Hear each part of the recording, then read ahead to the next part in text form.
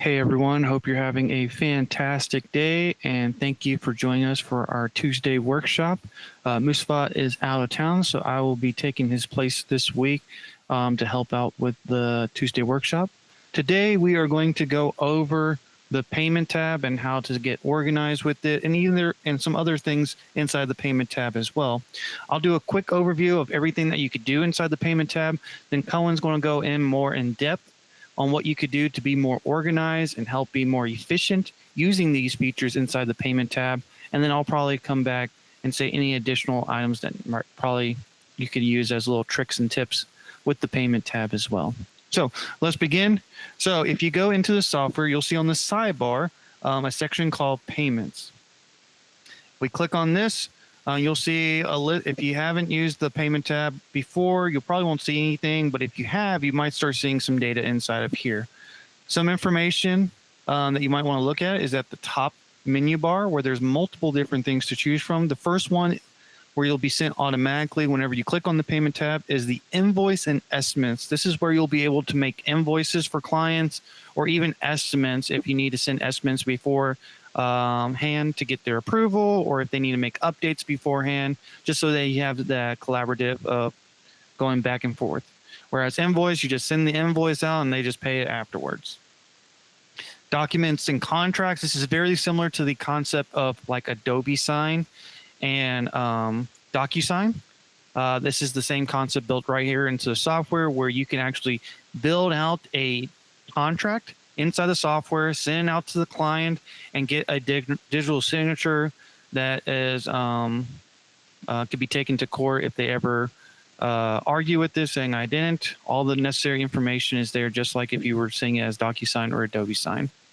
It will keep track of the information as well. Cohen will go more in depth where you can see the ones in draft, ones in waiting for others, completed, payments were made if the contract was included with an invoice, and then archived as well.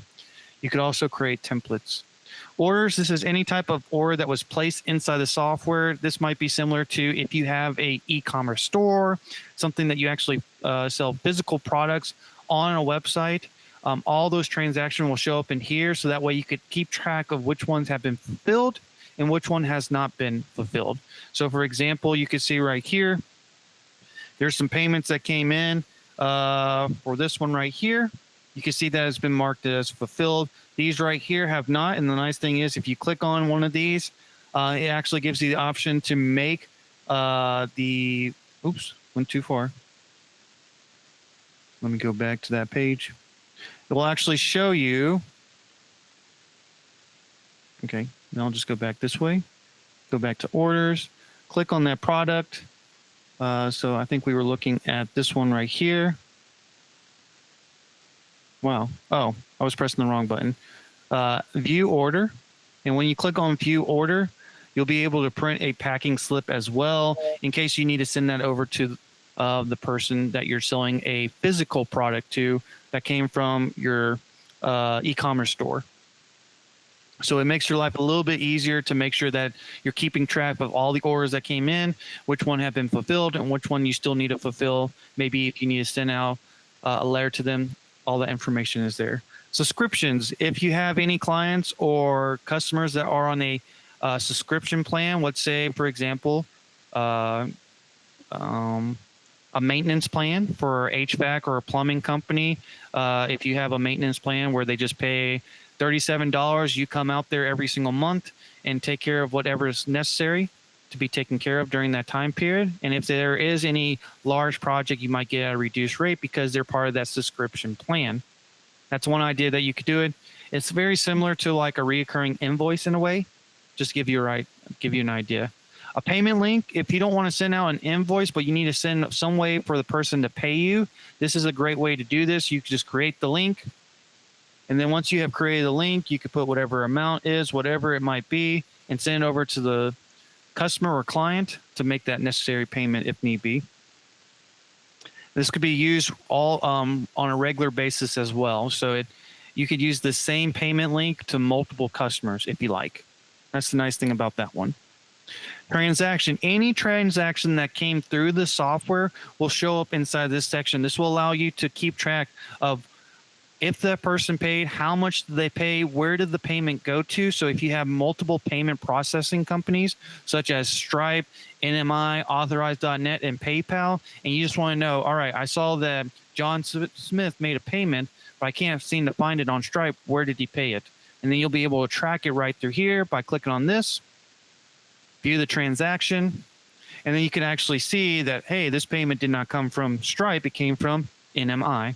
So that way now you're able to track that information on where it went to if you're using multiple payment processor. Or the other way you could track it is if what it was it a manual payment, or was it a actually went through a payment processor? That's also a way. So for example, right here, as you can see, I manually charge this client through a different payment system. We actually do trade with them. So it will show as manual other than showing it as going through Stripe, NMI, PayPal, or one of those. And then you can see the notes that were added as well. So nice little information right there. You could also see the dates.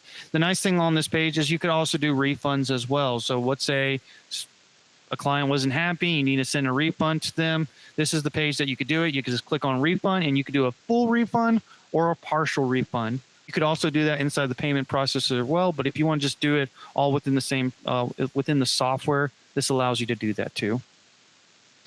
Products. Colin will go more in depth on this one specifically, but this is where you can add all your products into the software.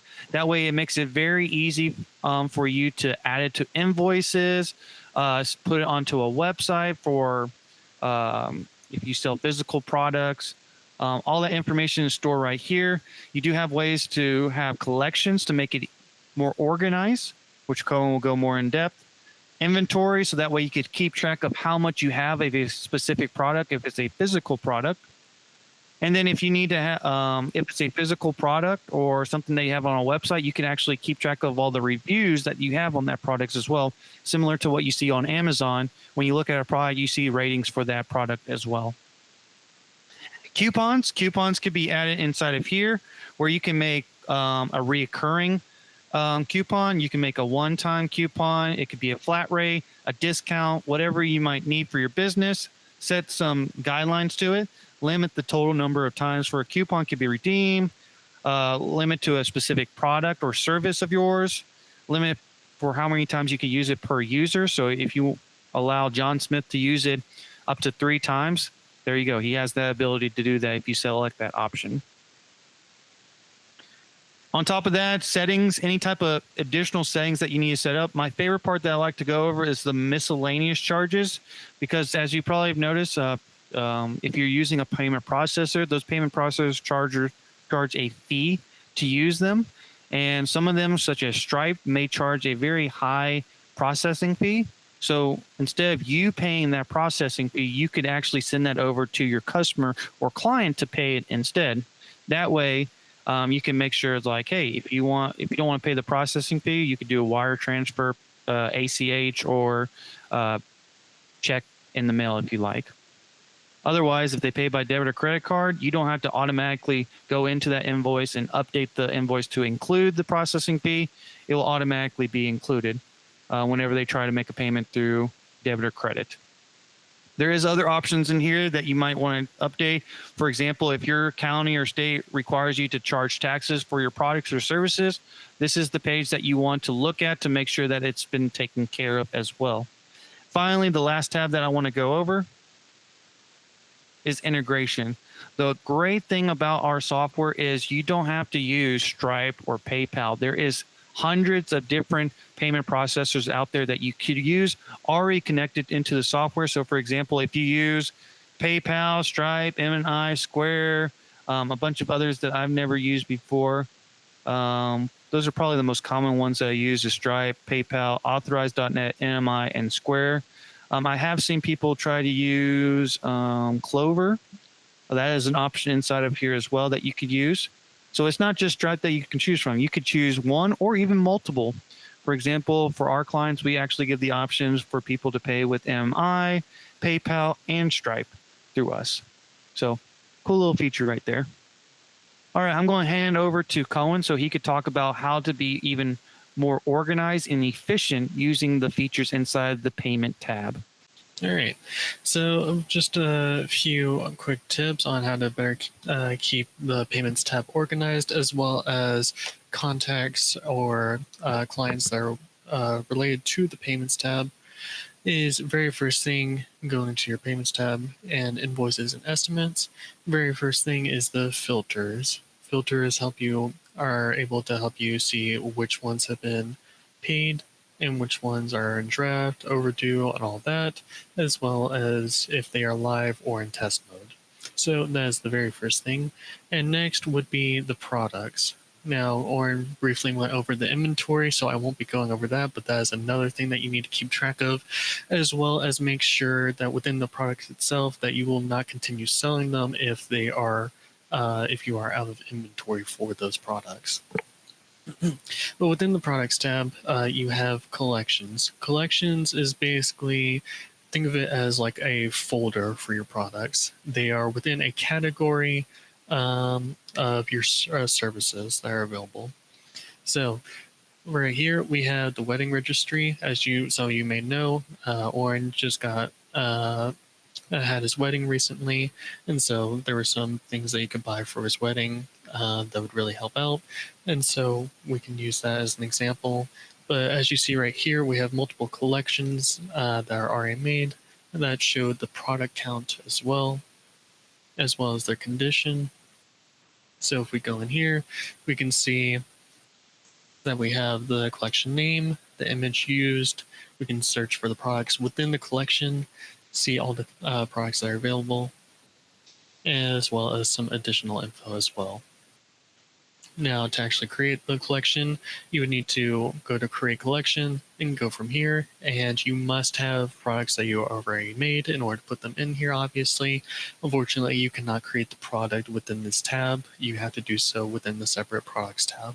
And next, I would like to, it doesn't necessarily pertain to the payments page, but I do want to briefly go over on how to better keep track of clients and their payment history as well, or at least their information regarding payments.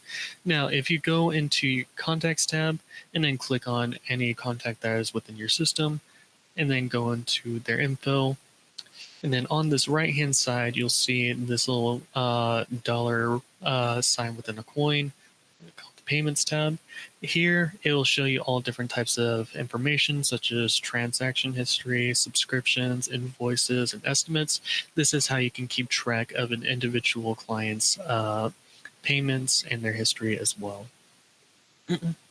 You can also go back to the contacts tab, and within Smart Lists, you can create a smart list of all of your contacts that are currently up to date. So, give me 1 second. If you go within the filters and let's say we want it to be a smart list regarding, Oren, what would be a good example for this? City. I'm sorry? I mean, city would be good. Or City? state. You could do state, and it's like anyone in Florida, anyone in Washington. City is, sure, we'll just do Pensacola for this example. And we can also add an additional filter as well. Their payment status,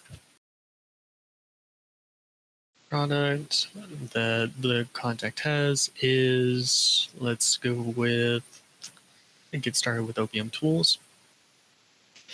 And once we have the filters all set, we can save as smart list. And once the smart list has been made, it will automatically propagate the smart list continuously of any contacts that are within the system that meet the filter requirements. So say, for example, you make the smart list, later on, it will keep on adding people who meet those requirements as well. So that's another thing you can do to better organize. And one additional thing is you can actually use the workflows to your advantage. The workflows are going to be useful no matter what regarding OPM tools. So this is obviously a given.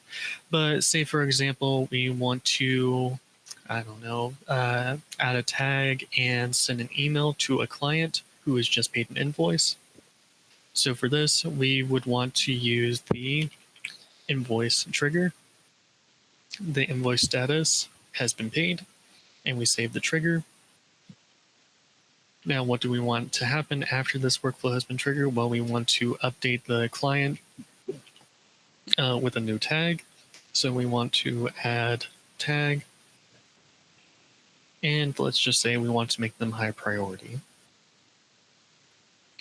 Now, just to make sure that we're not constantly doing this to clients over and over again who have paid their invoice, we want to go to the settings and then turn off allow re-entry.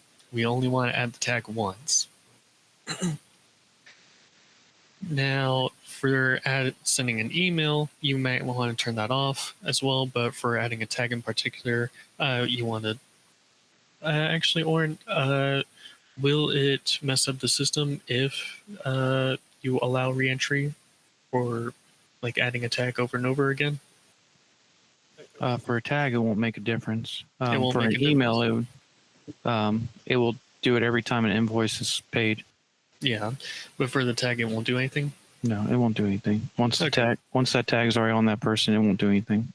Yeah, I know that we were having issues with that before, but just ignore what I said. Do not change the allow reentry. But for this, Well, that's still good to know. yeah, it is good to know to for certain workflows, you want to turn off allow reentry just so you're not bombarding a client or contact with some type of action within the workflow. Now we want to we updated the tag. Now we want to send the email and then fill out the email accordingly. Thank you for paying your invoice.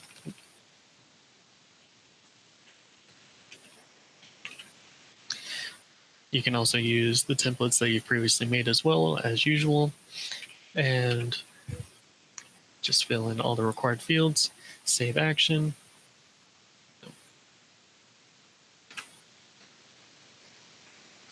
And there you have your very first invoice paid workflow. Nice and easy and very quick to do. And that's about it that I had for better organization for payments. Was there anything that you wanted to add, Oren? Sure, I'll add on to some stuff. So there are ways to make things a little bit more organized inside the software, or inside the payment tabs as well. So for number one is if you're building out invoice, you probably want a template already pre-made with your information so you don't have to rebuild it every single time. So the nice thing is there is a template tab right here. You click on that and it allows you to make either a template for a specific invoice that you might send out over and over again, or what you can also do is if you go back to all invoices and click on settings, if you want to change the actual design of your invoice, this could be done on this tab right here where you can add your logo, your information for your business that you want to say, email configuration, where you want the when an invoice is being sent out. Do you want it to come from billing at whatever your domain is rather than the normal info at? That could all be updated right here. Titles and terms, payment settings as well. So for example, if you give them 14 days or if you need to update it to 7 or 3 or due on the day that you send out the invoice, all that could be updated in here so that way you don't have to change it out every single time. And then if you need to add like terms and services at the bottom, there is other areas like that as well, like titles, terms, and conditions. For example, we have this one right here that we automatically add at the bottom of every single invoice. That's a great example right there. Reminder settings. So if you just want to make sure that your clients are being reminded like, hey, you haven't paid your invoice, let's go ahead and pay that. You can set up the reminders in here as well. So that way you don't have to build out an automation like Cohen did. There is some built-in features that you could just automatically click on and it'll turn on for you. Billing custom fields. If you want to add any additional custom fields that you need to have on your invoices, those can be added as well. And then team notification. So what Cohen was talking about, whenever a payment is made or if it's unsuccessful, you could be notified of that as well. Same thing for estimates. Estimates could be done the same way. If you click on estimates and then settings, you can update those settings for estimates specifically as well. Documents and contracts, there is also a template section as well. So if there is a contract that you use over and over and over again, and there might be little things here and there that you just need to add. So for example, like if all you just need to add is the customer's name, their address, and a signature spot, I would highly recommend building a template inside of here. So that way you could just reuse it over and over and over again. Makes things a lot easier as well. And then the nice thing about documents and contracts is you're able to make it more easier for you is combine the contract and the invoice into one. So that way the client doesn't have to wait for you to send the invoice after they sign the contract. What I mean by that is if you send the contract over to them and then they sign it that same day and then you don't see it until the next day and then you send the invoice, well, that's just time wasted. Why don't you just combine the two? So that way, as soon as they sign the contract, they get the invoice right afterwards. So you can also build that inside of here. So that way they're not waiting for you just to send the invoice. I do want to bring up something that he was talking about for products and collections. The nice thing about collections and products is you can do variations within a product itself. And then you also have the collection tab. So you could think of it like this. Collection could be Nike products, but inside of the collection of Nike products, there are products for hoodies, shirts, shoes of Nike, all within there. And then inside of those different products, there's variation, whether it be small, medium, large sizes, or different colors of those different products as well. All could be stored right there. And then on top of that, I think that is everything I wanted to go over. Let's see. I did want to show an example of what Cohen was showing on his screen. Let's go back to contacts really fast, because it was kind of hard to explain without actually getting a good example of looking at it. I think I misspelled it. Give me 1 second. How do you spell it again? I could have just put her last name. So if you go into the same section he was talking about earlier, it actually breaks it down pretty nicely. I chose the client that we get payments from. So as you can see, when were the payments made? How much have we gotten from this client? Are they on any subscriptions? What invoices have I sent out to that specific client? All that could be shown inside the contact tab for that specific client, allowing you to see, hey, are they a pretty valuable client? In this case, I would say this is a pretty valuable client if I'm spending over $10,000 with them. Might be a good idea since it's December to send a nice Christmas gift. So this is a good way to keep organized as well. Besides that, the only thing I do want to bring up about the payment tab is pretty much the same thing that you would see across the board for any tab inside of our software is this button right here. This allows you to see more information and details about a specific section. So if I click on this, it will allow me to give more details of what you could do on that specific page, including videos as well. If I go to a different one, close guide, let's say I go to documents and contracts now. Now it's going to show me learn about documents and contracts, and I can see more details about that. Now, if you're not really good at, if they're not giving good instructions, what you could do is you could always use the 24/7 chat widget that we have on the side, where you could talk to someone on our team 24/7, whether it be Saturday night, if you're working on this and you have a question, you don't have to wait until Monday anymore. You could just go and click on messages and leave, put in your information, and then someone will reach out to you within normally 5 minutes. So that's something cool to look into. Last thing I do want to add is we do have these options here on the sidebar. If you ever have any questions, you could always click here and submit a request. If there's ever a troubleshooting issue or a glitch in the system, send that over to us so we can get that resolved for you. If you ever need to schedule a meeting with us, you're more than welcome to. Click on the support meeting and you can have a meeting with one of our representatives from our team. And the knowledge base, this literally gives you everything you need to know about our software, from sending out an email to sending out an invoice to making a contract. All that is stored inside of our knowledge base right here that you have access to. Other than that, Cohen, do you have anything else you wanted to add? No, I don't believe so. Awesome. Well, that's it for our Tuesday workshop. I hope this was very informative, and we look forward to seeing you next week. Cohen, what is the topic for next week, actually? We are going to be going over pipelines, the dashboard, smart list, and contacts. Awesome. Well, we'll see you guys then and talk to you then.